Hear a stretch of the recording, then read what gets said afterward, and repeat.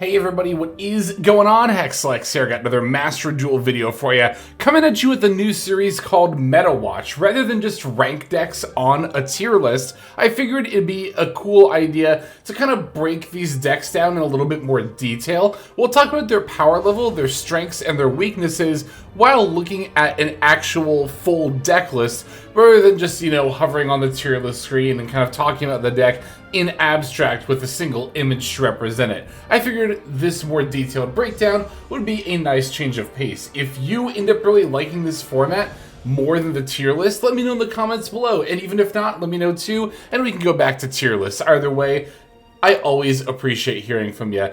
Definitely also appreciate the YouTube members who get content like this early, as they are able to access every YouTube video as soon as it's uploaded rather than when it's scheduled to go live. So if you want to see all YouTube videos early, get some exclusive content, and also get your name at the end credits of every video, hit that join button below next to the subscribe button. Huge shout out to the YouTube members. But let's go ahead and start taking a look at the decks from the current meta. Starting off with Dracotail, arguably one of the best decks in the current format. Dracotail in both its pure and branded variant are definitely both going to be tier 1. So for pure Dracotail, this big strength here is that you have a lot more room to play your hand traps and other off-engine, which is pretty much all going to be hand traps. You don't want to be playing stuff like Call By or Super Ply a lot of the time, so you can have as many monsters as possible. But you're also minimizing on the number of bricks here. So that way, you're not opening stuff like Albaz or Firebuxel like in the branded version. The pure variant also has a lot of room for copies of Cartesia, which is one of Dracotail's most powerful normal summons. That's why I think the pure variant is slightly stronger than branded Dracotail right now. However, make no mistake, branded Dracotail is still definitely going to be one of the stronger decks in the current meta, and is absolutely a tier 1 force to be reckoned with as well. The big upside of including this branded engine is not only having more starters in your branded fusions, but also a lot more extra deck options in all of your Albaz fusions, like Mirror Jade. Albion Sanctifier is another pretty strong one, and of course the Albion and Lubellion as well. You also get access to Ver Anaconda, since you are actually playing a spell that has fusion in its name. As mentioned, the weakness here is more that you have to play bricks. Again, the Albaz and the Dracotail Firebuxel, you would ideally not be playing those. Also because you have to make room for branded fusion while still staying around 40 cards to open fine mana as much as possible. That means you're playing fewer monsters, which is a little bit of a weakness for a Dracotail, which wants to be on as many monsters as possible. But like I said, branded Dracotail, absolutely a tier 1 deck. Alright, let's talk about Yummy, starting with its pure variant. The big reason to play pure Yummy is the amount of room that you have for hand traps. Hand traps and starters, you get to max out on those while staying in your engine as well. So that is the big strength of pure Yummy, and I think Yummy and its variants are definitely still going to be tier 1 decks in this meta. Even if they're not considered quite as strong as Dracotail, they're definitely still a force to be reckoned with. So I have here a very popular build for pure Yummy, with the IP Masquerena and the Sprite Elf. I'm personally not on those, but I wanted to give a more, I guess, sort of popular example of a pure Yummy build here. And I think that this one is still very solid. Even if I don't play stuff like IP or Elf, they're still really good, and they definitely still make for a very solid build. Yeah, the big weakness here, I would say, for Yummy in its pure variant is that it's a lot more easily stopped than some of the other variants. You don't have another engine to fall back on. So if they were to, for example, banish your minion, or remove your first Yummy monster from play so that way you can't summon your follow-up cards, it becomes a lot more difficult to make plays.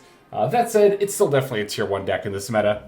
Fiendsmith Yummy, I do kind of personally consider its own variant. Even though it's often lumped in with pure Yummy, it still plays very similarly to pure Yummy, which is why it's often included in there. But the Fiendsmith line not only gives you the option to add Caesar, but also some more starters as well. I've noticed that this variant tends to be more popular than just a straight up pure Yummy deck on ranked ladder lately, and it definitely makes sense, right? Because of the extra options in both your starters and end board that the Fiendsmith engine allows. Definitely a tier 1 deck.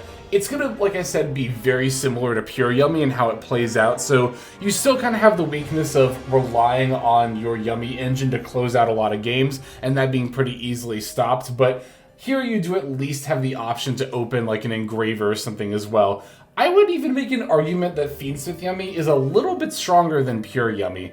But I think for me, just based on the data that I've seen, I think Mitsurugi Yummy is actually going to be the strongest Yummy variant right now. It's not by a lot. They're all tier 1 and they're all pretty close to each other as far as like power level. But Mitsurugi Yummy's end board is just that much stronger. And you're not having the same kind of weakness where, you know, Pure and Fiendsmith Yummy have, where if your Yummy line gets stopped, that's it, right? You have a lot more options here to open as far as like your Mitsurugi cards go. The weakness compared to something like Pure Yummy is that you don't get to play as many hand traps, and you're a bit more weak to certain hand traps like Fuelos or Joel and Lockbird than maybe a Pure Yummy build would be in certain scenarios. But the strength of the inboard, I think, more than makes up for that. And again, I think all these Yummy decks are pretty close to each other in terms of power level up in tier 1. But I do think that Mitsurugi Yummy has the slight edge over other variants. Alright, wanted to take the time to talk about Ryzeal a little bit, and Ryzeal is going to be one of the decks most impacted by the ban list. Of course, Ryzeal Cross is now banned, so Ryzeal was definitely, I think, a tier 1 deck before the new ban list. However, following it, I think I'm actually going to put it down to tier 3, which is a little bit harsh, I think, potentially. Like, there's a real world where I think Ryzeal Mitsurugi in particular has a solid shot of still being a tier 2 deck, but the loss of Cross definitely means that you're not able to not only have, you know, as strong of an end board, but also push through hand traps. You're not able to do that nearly as easily. The deck becomes a lot weaker to something like Nibiru, right? The Mitsurugi variant, I think, still has a bunch of really solid options for playing through Nib, like the Mitsurugi monsters themselves. Of course, if they get tributed by Nibiru, they'll simply search and then come right back. Also, Great Purification. Adding that to your end board definitely makes up for losing Cross. You know, the trap card Great Purification was considered optional in Ryzeal Mitsurugi before, but I think following the ban of Cross is definitely going to be mandatory moving forward. I think Ryzeal Mitsurugi is still a very solid deck without Cross, but you will absolutely notice that, and your deck will be weaker for it. So Ryzeal Mitsurugi, I'm going to call a tier 3 deck, but again, I think that might be a little bit harsh. I think it could end up being lower tier 2. We're really just going to have to wait and see what ends up happening here in the new meta. Now, something like Onomat Ryzeal, I'm a lot more comfortable calling a tier 3 deck with the ban of Cross. There's still a lot of, you know, shenanigans you can pull with Onomat Ryzeal as far as, like, turn skipping with Ptolemies and all that kind of stuff, but you know, this variant, without the Cross, really doesn't have much at all in the way of, like, mid-combo protection. It becomes a lot more susceptible to hand traps. So this variant, I think, is the one that really misses out on Cross.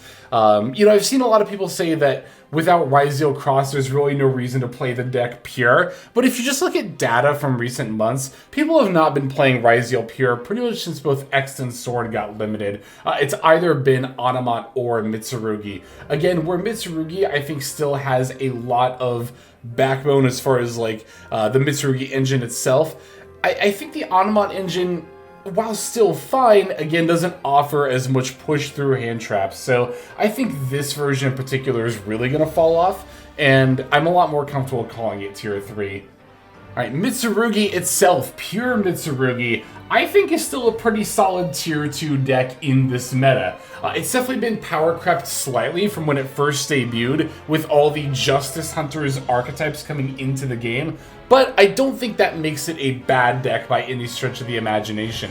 The Mitsurugi engine can still be very competent even by itself. And when you play the more focused build, not only is your engine for Mitsurugi more consistent than a lot of other, variants, but you also have access to tools like Wosu, the in-archetype Kaiju, Magatama, the quick play spell, and then you get to play like 3 of the ritual as well to just really have that power there. But I do think that it is a little bit weak on... I say have that power, I really mean have that consistency. It's a little bit weak on the power side when you're not, able to pair it with another engine. Your end board is going to be decent, but still a lot weaker than if you had paired it with something in a lot of scenarios. That said, I think pure Mitsurugi is still really solid. You could, of course, always still play it with Fiendsmith as well, to great success, too.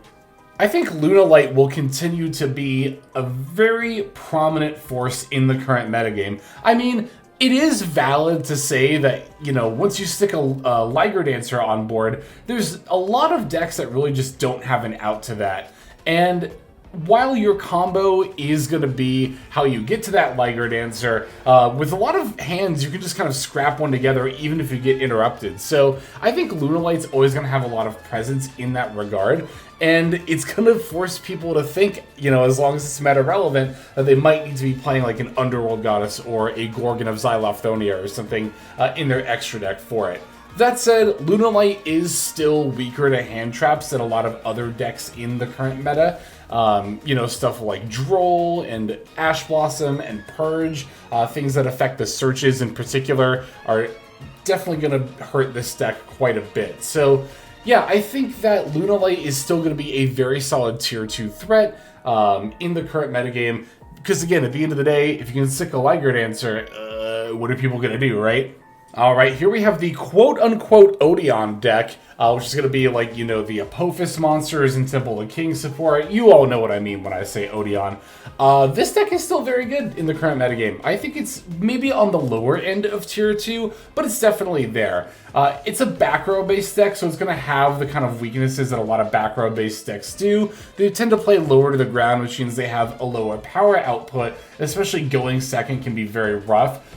But going first and being able to set 5 is quite good. There's a number of different ways to play the Odion deck. I think the Super Poly build has a lot of legs in this meta. It's very, very nice to not only be able to fuse away your opponent's Dracotail board into a Secretarian Dragon that will then negate their cards, but Super Poly is also really good against Yummy boards too. So Odion is still definitely relevant in the current metagame, even if it is, I think, going to be ultimately on the weaker side of tier 2. That definitely still makes it a very solid deck.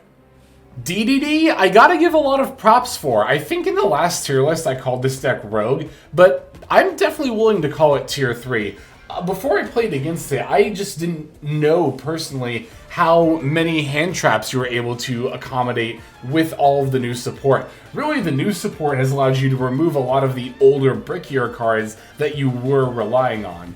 That said, you are still going to be a very combo-heavy deck, meaning you have a tougher time playing through hand traps because you're activating so many different kinds of effects. There are a lot of different kinds of hand traps that DD is going to be susceptible to. Not only that, but you're moving so many bodies and also searching so many cards that Maxi, Fua, and Droll are going to really impact you.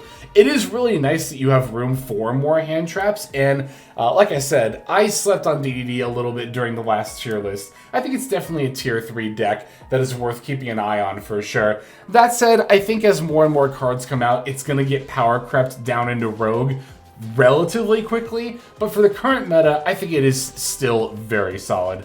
Maliss, wow, how the mighty have fallen. The White Rabbit limit and Allure limits definitely really impacted the deck a lot more than I thought. We were seeing Maliss have a lot of success in the last Duelist Cup, but following this last wave of hits to its consistency, and now having to rely on cards like the Achichi Adagnister and I Meet You has really made the deck a lot more weak to hand traps than it was before.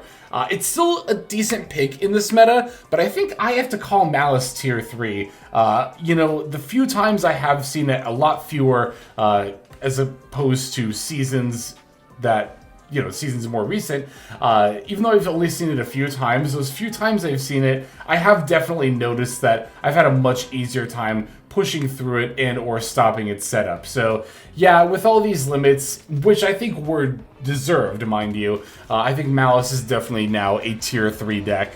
Blue Eyes is a deck that actually really benefits from the new ban list, as it gets a copy of Maiden of White back, definitely increasing the consistency of this deck. That said, I don't think consistency issues are what's holding Blue Eyes back. I gotta put Blue Eyes in the tier 3 category, mostly because, as I've mentioned in recent, tier list videos, it's really just getting power crept out of the meta at this point. Not out of the meta, of course, it is still a very solid pick in this meta, and there is upcoming support that will help the Blue Eyes deck, but at the end of the day, you're still ending on the same end board as you were when the, Primite and Maiden of White and all this stuff first came out. And that's just not as good as it was when it first came out compared to what other decks are doing right now. I've continued to and will continue to compare it to Sword Soul, a deck that really didn't get affected by the ban list too much. It was really more just power creep that made it start to see less and less play. I'm going to put Blue Eyes in tier 3, like I said, but it's still a decent deck and will get more support in the future.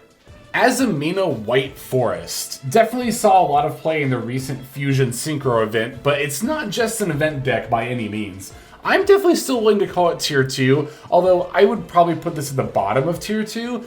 It's still a very good deck for its ability to push through hand traps.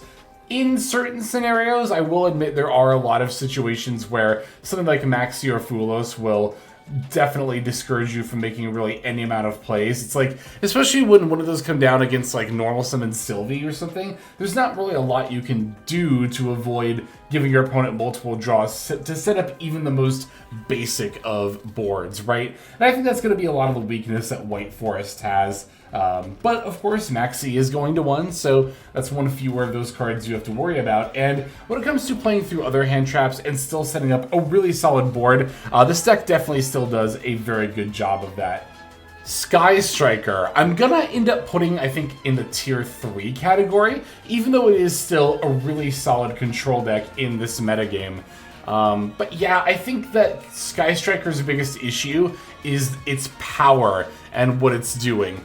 It's just not quite enough, I think, to keep up with the meta and still be like a contender for one of the top decks of the meta. It's still tier 3, don't get me wrong, but there's only so much you can do by looping, your Widow Anchors and your Engages and your Lemniscate. Again, that is a really solid game plan. I'm not saying it's bad, but it's just that it's not quite as good as what a lot of other decks are doing in this meta.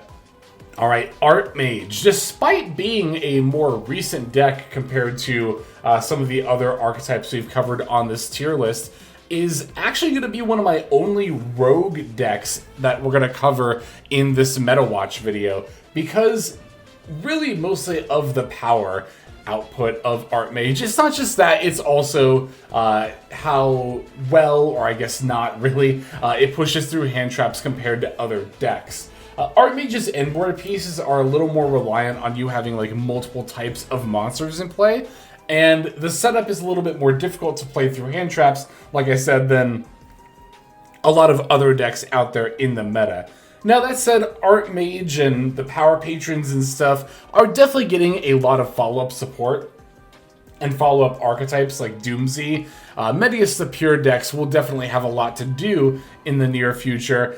But I will also say that none of those decks really seem to have as much meta impact as a lot of other decks, even on this tier list. So Medius the Pure Lore decks, I think, are gonna pretty much always be relegated to like lower tier 3 at best, but more like rogue status. That said, they're really cool decks, and they still have some pretty impressive boards they can put out if you can push through your opponent's hand traps. Orcust, how the mighty have fallen. I'm not quite ready to call Orcust rogue, even though this deck is not nearly as popular as it was when the new Link monsters came out, Galatea I and Inlogirsu. I'll still put it in tier 3, but it's definitely feeling the impact of power creep a lot more quickly than a lot of other decks are. Not just right now, but historically even. Orcust fall off from tier 1 to, like, again, lower tier 3, debatably rogue, has been a lot quicker than even things like Sword Soul or Blue Eyes right now, right? But the thing about Orcust that's really going to be difficult, especially moving forward, is just how much hand traps can really affect it. Shifter is already starting to see a bit more play than it did, and with future decks coming out, we'll start to see more play for sure. And it's not even just that, it's also how rough of a time it has playing through things like Dracotail's Arthelion bouncing, or, you know, Yummy's bouncing with the quick play spell. Right, if Orcust cards end up back in the graveyard, that's totally cool. But if you start bouncing stuff like the World Wand or the Orcust Nightmare, that can often be an issue, because there is Galatea Eye to discard, but beyond that, getting cards out of your hand can be sometimes a bit of an issue for an Orcust deck. So yeah, unfortunate. I love Orcust, I think it's a really cool deck, but it is starting to fall off pretty hard. So these last few decks I'm going to cover are actually not in Master Duel just yet, but there is a high likelihood that we will see them in the near future. Mostly going to be focusing on Vanquished Soul and their new cards, as well as the Last Justice Hunter's archetype, Canine. Of course, those are both going to be played in the same deck as well, which I think will be tier 1 when it comes out. We've already seen that Konami is pre-hitting a lot of the Vanquished Soul cards. The Raisin, the Xiaolong, and the Stake Your Soul all being semi-limited. That could happen to some of the new Canine cards as well. So, you know, take this list with a grain of salt. I think some of those could get pre-hit as well. But I think that this will definitely be a tier 1 deck in the upcoming meta. It's got a lot of ability to counterplay a lot of the current meta decks. However, with the Canine cards in particular, they are pretty reliant on your opponent activating card effects in the hand or graveyard, and some decks just don't do that, or some combo lines in particular just don't do that. Yummy, a lot of the time, can avoid that in particular. So it's going to be an interesting kind of triangle there, right, between Canine, Yummy, and Dracotail. That said, I definitely think that Canine Vanquished Soul in particular is going to be a very powerful tier 1 deck when it does come out. So Crystron is going to be another deck that is really going to benefit from picking up Canine as an engine, and you'll definitely see this in the meta whenever Canine does end up coming out. I don't have any official or otherwise knowledge of that, but given that we already have the other two Justice Hunters archetype, it's only going to be a matter of time, so it's definitely good to start thinking about this engine. Canine Crystron, I don't think will be quite as strong as Vanquished Soul. I'm actually going to call this tier 2, but Canine does give a huge buff to not only Crystron, but other decks that have level 5 monsters in the main deck, just given how well Canine is able to turbo out level and rank 5 bodies. Definitely a list to keep an eye on, or a deck to keep an eye on for sure, is Crystron when it comes to the new Canine stuff. I don't think it'll be quite as strong as Vanquished Soul in terms of the power level of what it can do and its ability to play through hand traps, but I'm definitely still willing to call it tier 2 for sure. And of course, Canine can be played pure as well. But unlike Dracotail and Yummy, I think that pure Canine is actually just going to be the weakest way to play the deck. Mostly because there's not a lot that pure Canine does that you're not already doing in other decks like Crystron and Vanquished Soul. That said, I think pure Canine is still really solid. You have a lot more room for hand traps, of course, and there's still other, you know, cards you can play to help buff your consistency, like 7th Tachyon and the Disa Blaster, I think it's called, the Pendulum monster that's in this deck. But yeah, I think this will be tier 2 as well, the pure Canine decks. That could even be a little bit generous. They could even be like tier 3 in, you know, the grand scheme of things. But again, I think it's mostly that pure Canine isn't doing a lot that other variants that are using Canine as an engine aren't already doing. So it's like you're already going to be doing stuff like turboing out rank 5s. You might as well be playing Crystron or Vanquished Soul on top of that. But still, I think a very solid deck in its own right. All right, that is gonna do it. Thank you everybody so much for watching. Super appreciate your support. And again, let me know if you ended up enjoying this format more than the tier list or not. Either way, I'm always appreciative for your feedback. Let's go ahead and move on to our outro now, where we can thank those YouTube members as well as our Patreon subscribers. Hey everybody, Hexlex here. Thank you so very much for watching all the way to the very end of the video, which by the way is one of the best ways to support the channel. Speaking of supporting the channel, take a look at the names on screen. These are folks who have been so generous as to either join as a YouTube member or subscribe over on patreon.com/Hexlex to support. There's also perks for doing so. If you would like to see YouTube videos early, as well as some exclusive videos that get uploaded to YouTube, but for one reason or another I decide not to publish, definitely go ahead and hit that join button to see content early as well as some exclusive content. If you're looking for more exclusive content, over on patreon.com, I upload exclusive videos that are not posted on YouTube just about every single day. Whether you choose to subscribe over on Patreon, join as a YouTube member, or simply continue to watch, your support is greatly appreciated. Thank you so very much. But for now, this is Hexlex. I am signing out, and I hope that you have a fantastic day.